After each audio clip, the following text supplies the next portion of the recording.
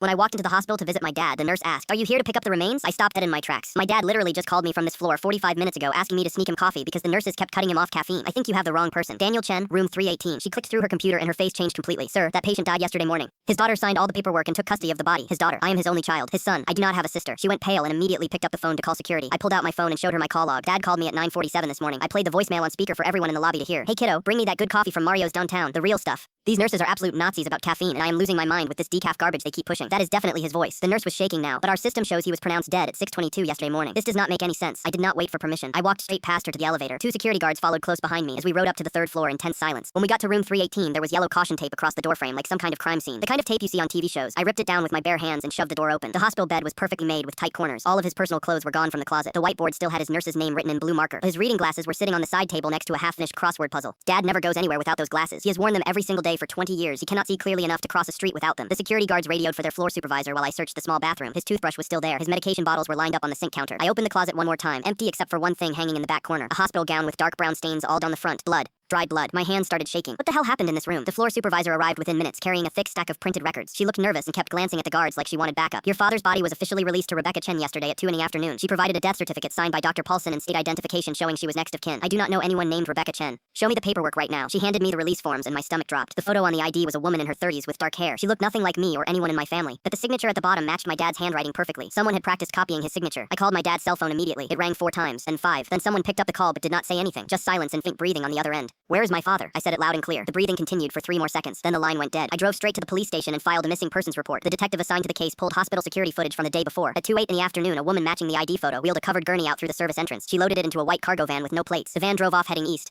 They put out an alert for the vehicle. I spent that entire night calling every number in my dad's phone trying to find any connection to Rebecca Chen. Finally, his neighbor, Mrs. Pack, told me something useful. "Your father had a home health aide about 6 months ago after his knee surgery. Nice lady. I think her name was Rebecca. I found the agency that placed her. They had no current address for Rebecca Chen. She quit 2 months ago with no notice and never responded to their calls. The police traced her through old employment records. She had been slowly draining money from my father's bank accounts using checks he signed while heavily medicated after his surgery. Over 4 months, she took almost $90,000. When my dad started asking questions about his missing money last week, she panicked. She convinced him to sign power of attorney papers while he was confused on pain medication. Then she realized he would eventually figure out what she did. So she decided to make him disappear for real. They found my dad 2 days later, locked inside a storage unit 60 miles outside the city. He was severely dehydrated and confused, but alive. She had been keeping him sedated with stolen medications from her previous healthcare jobs. Rebecca Chen was arrested at the bus station trying to flee to Mexico with my father's money. She is doing 12 years for kidnapping, elder abuse, fraud, and attempted murder. Dad has been living with me for 4 months now. He still has nightmares sometimes, but he is getting better. And yes, he finally got his coffee from Mario.